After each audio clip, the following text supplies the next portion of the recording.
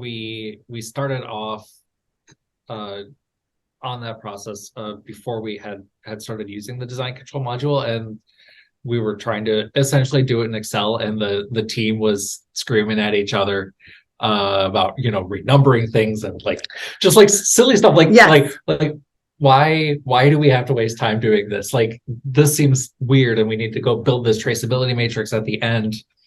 And then we got into this and looked like, oh, okay, this is totally what we were missing. This makes this so much easier.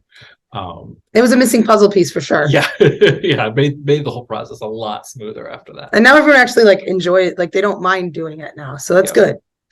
Yeah. Again, this was our first time going through a submission for the majority of us. So, we're sort of learning as we go. And as I said, we're a technology company. So something that feels like really inefficient, kind of drags on us. So the design control module actually was a big win for our organization.